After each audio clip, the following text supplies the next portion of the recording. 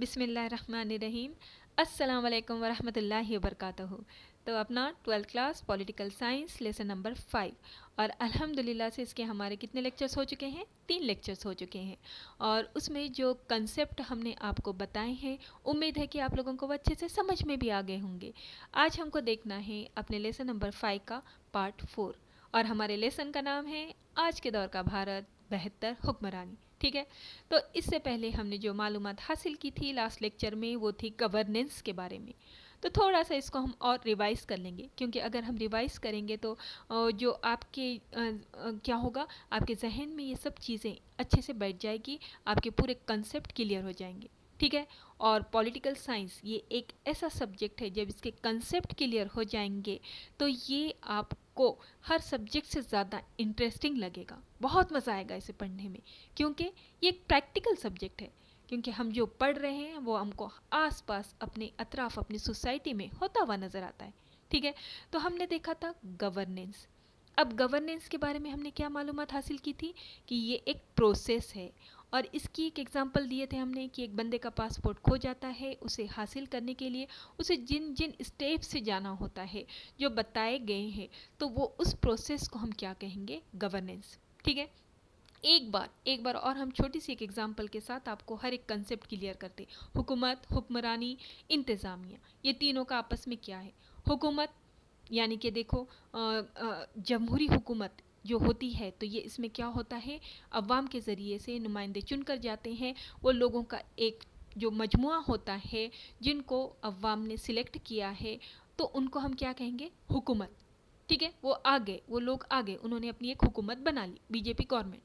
اب ان کو کیا کرنا ہوتا ہے؟ یہ جو لوگوں نے چن کر دیا ہے تو اس علاقے پر، جغرافیائی علاقے پر ان کو حکمرانی کرنی ہوتی ہے، یعنی کہ گورننس کرنا ہوتا ہے. اور جب گورننس کرنا ہے تو اس کے لیے انہیں کیا کرنا پڑتا ہے؟ قانون پالیسی بنانی ہوتی ہے. ٹھیک ہے. تو یہ ہوتے ہیں گورننس.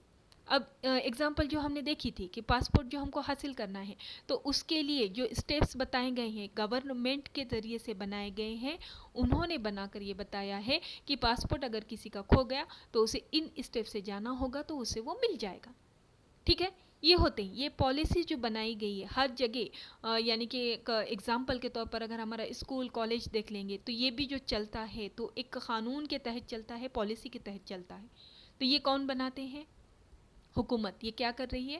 حکومت گورننس کا کام کرتی ہے. ٹھیک ہے. یہ پالیسی تو انہوں نے بنا دی. اب یہ یہاں آپ کو حکومت یعنی لوگوں کا مجموعہ جن کو چن کر دیا ہے، گورننس یعنی کہ جو کچھ بھی پالیسیز وغیرہ ہوتے ہیں وہ چیز آ جائے گی یہاں پر. اور اس کے بعد آتا ہے انتظامیہ. ٹھیک ہے. یعنی کہ اب یہ پالیسیز جو بن گئے ہیں ان کو اگر ایکچول میں عمل میں لانا ہے تو اس کے لیے کیا کرنا ہوگا؟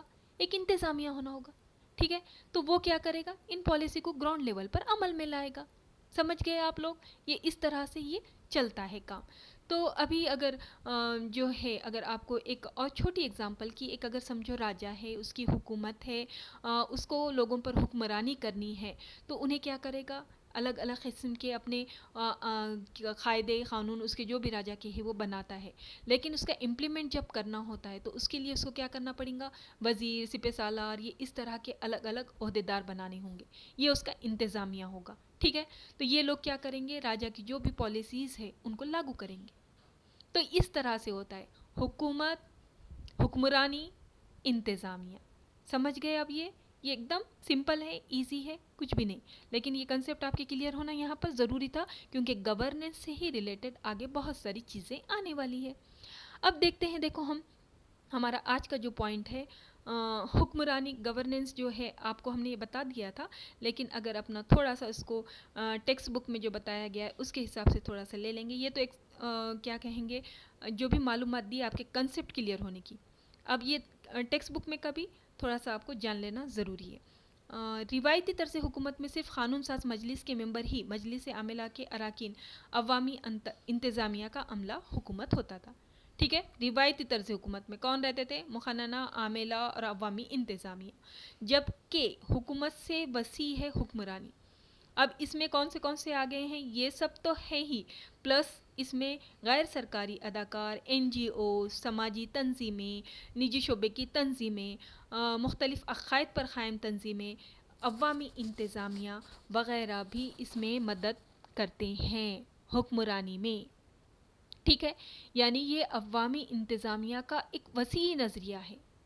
ٹھیک ہے، اس میں جو ہوتا ہے قدیم تو چیزیں ہے ہی، یعنی کہ پرانے ہے ہی، مقننہ عاملہ عدلیہ تو ہے ہی، لیکن اس کے ساتھ ساتھ یہ دیگر تنظیمیں بھی اس میں شامل ہوتی ہیں. اور اسی کو یعنی کہ حکومت پلس ان غیر حکومتی ادارے جو ہوتے ہیں، ان کی جو ایک ساتھ کیا کہیں گے متحدہ جو کوششیں ہوتی ہے، اس کو کیا کہیں گے؟ حکمرانی. ٹھیک ہے، یہاں پر اس طرح سے بتایا گیا ہے. سمجھے آپ لوگ کس طرح سے؟ دیکھو ایک بار آپ کو تھوڑا سا آپ کو یہ سمجھنا ہے، کلیئر ہونا ہے آپ کا یہ پوائنٹ. تو اب یہاں پر کیا بتا رہا ہے کہ روایتی جو حکومت ہوتی ہے وہ اور غیر حکومتی ادارے، ان دونوں کی کوششوں کو کیا کہہ رہے ہیں؟ حکمرانی. تو اب کس طرح سے؟ یعنی یہ جو غیر سیاسی ادارے ہوتے ہیں جو حکومت سے ان کا کچھ ریلیشن نہیں ہوتا ہے، لیکن یہ لوگ کیا کرتے ہیں، جب حکومت یعنی کہ کچھ بھی قانون بناتی ہے، کچھ پالیسیز بناتی ہے، تو یہ غیر سرکاری ادارے ان کے اوپر اپنا اثر و رسوخ رکھتے ہیں، ان کے اوپر بتاتے ہیں کہ یہ اس طرح سے یہ عوام کے لیے نقصان دہ ہو سکتا ہے، آپ اس کو چینج کیجیے. تو اس کی وجہ سے کیسا ہوتا ہے، جو پالیسی یعنی گورننس ہو رہی ہے اس کے اوپر اس کا اثر ہوتا ہے ان لوگوں کا، اور ان کی باتوں کو بھی حکومت کو ماننا ہوتا ہے کبھی کبھی، اور ان کی چیزوں کو شامل بھی کرنا ہوتا ہے جو انہوں ڈیمانڈ کر رہے ہیں. تو یہ ہوتا ہے، یہ دونوں کو ملا کر آج حکمرانی ہو رہی. ٹھیک ہے، سمجھے آپ لوگ؟ کیوں تو جدید جو تھا اس میں اب تبدیلی آئی ہے، سوری جدید نہیں، قدیم جو تھا اس میں تبدیلی آئی ہے، اور اس طرح سے یہ چیز نئے زمانے کے حساب سے اس میں یہ چینجز آئے ہیں. اب اس کی ایک ایگزامپل دیکھو، یہ آپ کو جو بول رہے ہیں کہ ہم یہ جو غیر سرکاری یا غیر حکومتی ادارے ہوتے ہیں وہ کس طرح سے کام کرتے ہیں. ابھی دیکھو یہ کسان آندولن چل رہا ہے دہلی میں.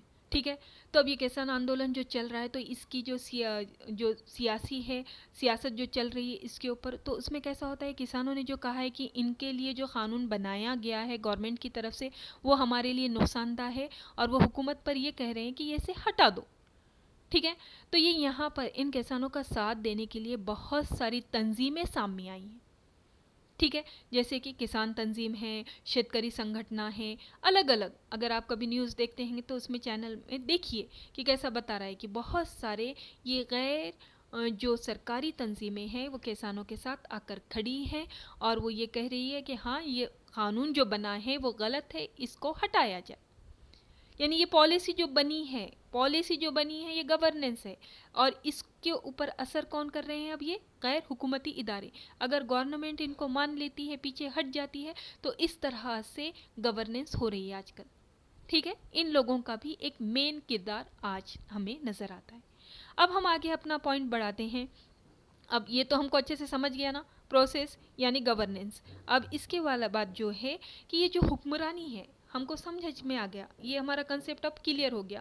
ہم کو نہیں لگتا کہ اب اس میں کسی کو بھی کچھ ڈاؤٹ ہوگا. ٹھیک ہے، تو اب یہاں پر ہے گورننس جو ہے اس میں اب تبدیلیاں آ رہی ہیں. حکمرانی میں وقت کے ساتھ ساتھ تبدیلیاں آ رہی.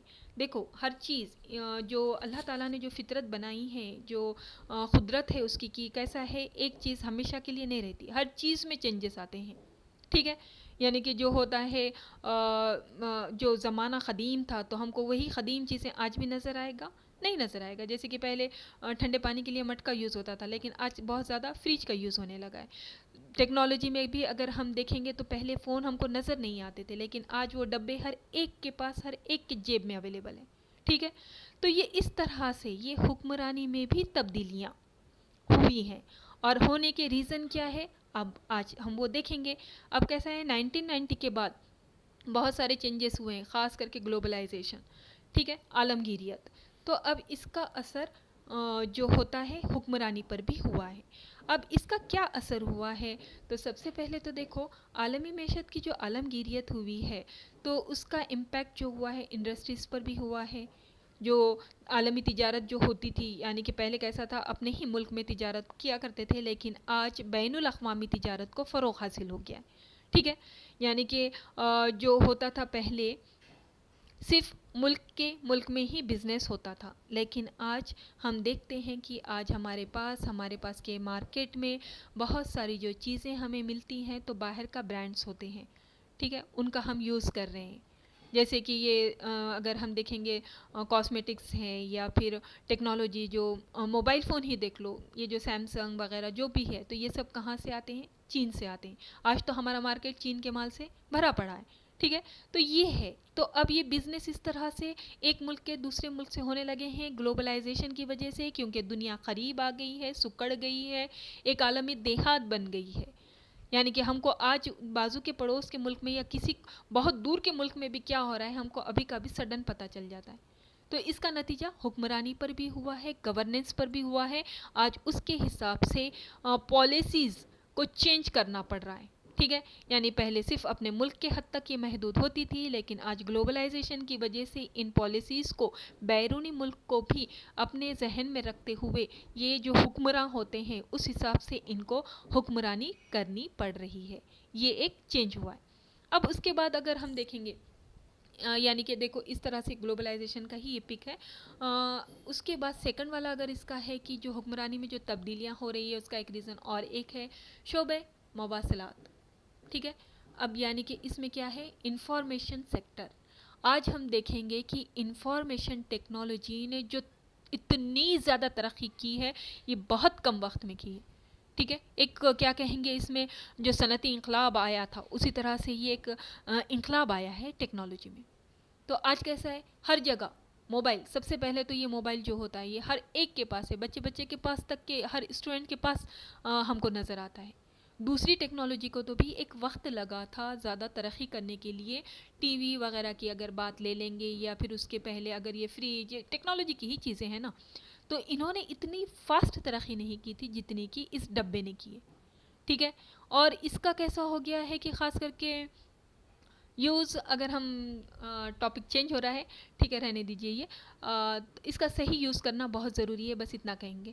تو یہ اس کی وجہ سے بھی کیسا ہو گیا ہے، ٹیکنالوجی کی ترقی کی وجہ سے ہم کو کسی بھی معلومات بہت آسانی سے مل رہی ہے. کوئی بھی اگر ہم کو لینا ہے، معلومات حاصل کرنی ہے، عوامی انتظامیہ کا کوئی شعبہ ہے یا وہ لوگ کس طرح کے کام کر رہے ہیں. ہمارے پاس اگر چھوٹی سی اگزامپل دیکھیں گے تو جیسے کہ ہاسپٹلس ہوتے ہیں، گورنمنٹ ہاسپٹل، یہاں پر یہ عوامی انتظامیہ کا ہی ایک ادارہ ہے. تو وہاں صحیح سے کام ہو رہا ہے یا نہیں ہو رہا ہے تو ہم کو یہ ٹیکنالوجی کے ذریعے سے ایزیلی معلوم ہو رہا ہے. اب اگزامپل دیکھو کورونا پیریڈ میں ہم کو کتنے جلدی فاسٹ ٹی وی پہ دیکھ رہے تھے ہم لوگ کہ کیسے حالات ہو رہے تھے، انتظامیہ کس طرح سے چل رہا تھا. آکسیجن نہیں تھا، آکسیجن کی سپلائی نہیں تھی، تو اس کا نتیجہ کیا ہو رہا تھا؟ بہت سارے ڈیتھ ہو رہی تھی. تو یہ ہم کو کہاں سے ملا؟ اس کی معلومات کہاں سے ہوئی؟ انفارمیشن ٹیکنالوجی کی، انفارمیشن سیکٹر، ٹی وی کے ذریعے سے ہم کو یہ سب کچھ پتہ چل رہا تھا. نتیجہ یہ ہو رہا ہے کہ عوامی انتظامیہ میں آج شفافیت آ رہی ہے. یعنی کہ ان لوگ جو بھی کام کر رہے ہیں سڈن وہ پبلک کو بھی پتہ چل جا رہا ہے. نتیجہ ان کی سب چیزیں پتہ ہونے کی وجہ سے ان کو اپنی جو اسکیمات ہے، پروگرام ہے، پالیسیز ہے، وہ بہتر بنانا پڑ رہا ہے اور ان کا امپلیمنٹ بھی کرنا ضروری ہو گیا ہے. ٹھیک ہے، کیونکہ اس سے عوام آج آگاہ ہے. تو اس لیے یہ حکمرانی میں یہ تبدیلی آ رہی، کیونکہ ان کو سوچ سوچ کے ایک ایک قدم اٹھانا پڑ رہا ہے، کیونکہ انہیں جواب دہ ہو جا رہے ہیں. سمجھ رہے ہو نا آپ کیا ہو رہا ہے یہ اس طرح سے. اب اگر ہم اس کے بعد دیکھیں گے نیکسٹ پوائنٹ ہمارا کہ جو شعبہ مواصلات، تو ہم نے دیکھ لیا کہ کس طرح سے یہ ٹیکنالوجی کی ترقی نے جو ہے حکمرانی میں تبدیلی لائی ہے. اسی طرح سے جو ہے معاشی معاملہ جو ہے عالمگیریت کی وجہ سے ایک ملک سے دوسرے ملک میں سرمایہ کاری کا آزادانہ بہاؤ شروع ہو گیا ہے. امریکہ والے آ کر ہمارے ملک میں پیسہ انویسٹ کر رہے ہیں، یہاں والے وہاں جاتے ہیں. تو یہ اس کی وجہ سے بھی حکمرانی میں چینجز آ رہے ہیں، تبدیلیاں آ رہے ہیں، اس حساب سے پالیسیز بنائی جا رہی ہیں. اب یہ والا پوائنٹ اگر ہم دیکھیں گے، بین الاقوامی جو ادارے ہیں ان کا اثر و رسوخ میں اضافہ. اب یہ کیا چیز ہے؟ تو اب اس میں کیسا ہے، بہت سارے بین الاقوامی ادارے آتے ہیں، جیسے کہ دیکھو یونیسیف، آئی ایم ایف، یہ الگ الگ بین الاقوامی ایجنسیاں ہیں. اسی طرح سے U N E P, U N D P, یہ سب کیا ہے؟ یہ الگ الگ بین الاقوامی تنظیمیں ہیں، ایجنسیاں ہیں جن کو اہمیت ہے، کیونکہ یہ لوگ جو ممالک ہوتے ہیں، یعنی کہ ابھی جو ترقی پذیر ممالک ہے، ترقی کی طرف جا رہے ہیں، ایسے ممالک کو یہ لوگ فنڈنگ مہیا کرتے ہیں، پیسہ مہیا کرتے ہیں، قرض دیتے ہیں. ٹھیک ہے، تو اس کا نتیجہ یہ ہوتا ہے کہ وہ ملک کو ترقی کرنے کے لیے ایک سہولت ملتی ہے، پیسے ملنے کی وجہ سے، سرمایہ کاری ہونے کی وجہ سے روزگار کے مواقع ملتے ہیں، الگ الگ انڈسٹریز قائم ہوتی ہیں جس سے ملک ترقی کی طرف جا سکتی ہے۔ تو اس کی وجہ سے بھی بہت ساری حکمرانی میں تبدیلیاں آئیں، کیونکہ ان سے جب قرض لیا جاتا ہے تو یہ لوگ جو مدد کرتے ہیں تو یہ کس شرط پر کرتے ہیں؟ انہوں یہ کہتے ہیں کہ آپ کے ملک کے جو بنیادی ڈھانچہ ہے، روایتی انتظامیہ ہے، اس میں تبدیل آنا ضروری ہے، آپ کے ملک کی ترقی ہونا ضروری ہے، اگر وہ نہیں ہوتی ہے تو پھر ہم آپ کی مدد نہیں کریں گے۔ سمجھ رہے ہو نا آپ لوگ؟ یہ والے جتنے بھی ہم نے آپ کو بتائے ہیں یہ ان کے امپورٹنٹ ہے، آپ لوگوں کو یہ کمپٹیٹیو ایگزام میں پوچھ سکتا ہے۔ یونیسیف، آپ کو اس کا فل فارم بھی آ سکتا ہے، یونائٹڈ نیشن چلڈرن فنڈ، بچوں کے لیے خاص کر کے۔ I M F, International Monetary Fund, یعنی قرض وغیرہ دیا جاتا ہے، یہ لوگوز بھی یاد رکھیے آپ لوگ۔ United Nations Development Programme, U N E P, United Nations Environment Programme, سمجھ رہے آپ اس کے نام پر سے ہی کہ یہ آگے والوں کو مدد کرتے ہیں، تیسری دنیا کے ممالک کو خاص کر کے، تاکہ وہ لوگ ترقی کریں، لیکن ان کی شرط ہوتی ہے اس حساب سے پھر اس ملک کے لوگوں کو جہاں یہ مدد کر رہے ہیں اپنی پالیسیز بنانا ضروری ہے تاکہ وہ ملک ترقی کرے۔ سمجھ رہے؟ اس طرح سے حکمرانی میں تبدیلیاں آ رہی، یہ چیزیں اثر انداز ہو رہی تو اس حساب سے حکمرانی بھی چینج ہو رہی۔ اب اس میں اگر ہم لاسٹ والا پوائنٹ ہمارا دیکھیں گے، غیر ریاستی اداکار، نان اسٹیٹ ایکٹر کا اثر۔ اب اس میں کیا ہے، اس میں کون لوگ آئیں گے؟ تو اس میں جو ہے خاص کر کے انٹرنیشنل آرگنائزیشن رہتی ہے، یونائٹڈ نیشنز ہے جیسے، پھر اس کے بعد الگ الگ شیل، نیسلے، یہ بھی جیسے کہ این جی اوز وغیرہ ہوتے ہیں، یہ لوگوں کا بھی کیسا اثر ہو رہا ہے آج حکمرانی پر ہم کو اثر ہوتا ہوا نظر آ رہا ہے۔ اب یہ کس طرح سے، اس کو بھی تھوڑا سا آپ سمجھ لیجئے۔ نان گورنمنٹل آرگنائزیشن دیکھیے یہ والے ہیں، جیسے کہ آپ نے کبھی سلمان خان کا بھی سنا ہوگا، بینگ ہیومن، یہ بھی ان کی ایک این جی او ہے جو خاص کر کے جو کینسر والے جو بچے ہوتے ہیں ان کے لیے یہ کام کرتی ہے۔ تو یہ لوگ کیسے رہتے ہیں؟ یہ جو ہے کسی سے بھی مدد نہیں لیتے، یہ نان گورنمنٹ آرگنائزیشن ہوتی ہے، یہ اپنے پیسے پر چلتے ہیں، حکومت سے ان کی کوئی پیسہ نہیں لیتے، اس لیے یہ ان کو جواب دہ نہیں ہوتے، ان کا کام ہوتا ہے جو بھی ضرورت مند ہے ان کے لیے یہ کام کرتے ہیں، ٹھیک ہے؟ تو اب دیکھو ان کا کیسا رہتا ہے کہ یہ لوگوں کا اثر عوامی انتظامیہ پر بھی ہوتا ہے، کیونکہ انہوں دیکھتے ہیں کہ اگر یہ جو انتظامیہ ہے اگر یہ عوام کے لیے کام نہیں کر رہی ہے تو یہ لوگ اس کے خلاف آواز اٹھاتے ہیں، بتاتے ہیں کہ یہ اس طرح سے نہیں ہونا چاہیے، یہ منصوبے ایسے نہیں ہونا چاہیے، نتیجہ حکومت کو اس کے حساب سے اپنے پالیسیز چینج کرنا پڑتا ہے۔ سمجھ رہے ہو نا آپ؟ یہ این جی اوز جو ہے یہ خود کے بلبوتے پر چل رہی ہے، جیسے کہ آپ نے وہ کورونا پیریڈ میں سونو سود جو ہے ایک ایکٹر فلم انڈسٹری کے، انہوں نے بھی جس طرح سے مدد کی تھی لوگوں کی، تو انہوں نے بھی، ان کا اپنا ایک پرائیویٹ این جی او ہے، تو انہوں نے بھی ایک نیوز چینل میں یہ آواز اٹھائی تھی کہ یہ جو کچھ ہو رہا ہے اس طرح کا نہیں ہونا چاہیے، لوگوں کو حکومت نے مدد کرنی چاہیے۔ تو اس حساب سے کیسا ہوتا ہے، ان کا بھی اثر ہوتا ہے اور اس لیے حکمرانی میں بھی تبدیلیاں لانا پڑتی ہے۔ تو یہ اس طرح کا، یہ دیکھیے حکمرانی میں تبدیلیاں آئی ہیں، کیوں آئی ہیں اس کا ریزن ایک شارٹلی دیکھ لیجئے، یہ والا آپ کو ایگزام میں کوشچن بھی پوچھا جا سکتا ہے، 4 نمبر کے لیے آ سکتا ہے کہ کیا خامیاں تھی قدیم روایتی عوامی انتظامیہ میں۔ تو دیکھو یہ کیسا تھا قدیم روایتی عوامی انتظامیہ، بہت جمبو سائز کا ہوتا تھا، بہت بڑا ہوتا تھا، بہت سارے لوگوں کو اس میں بھر دیا جاتا تھا، ان کی بھرتی ہوتی تھی۔ اب ظاہر سی بات ہے لوگ زیادہ ہوں گے تو پھر خرچہ بھی زیادہ ہوگا، اور اس کے ساتھ ہی یہ کام کیسا ہو جاتا ہے، پیچیدہ۔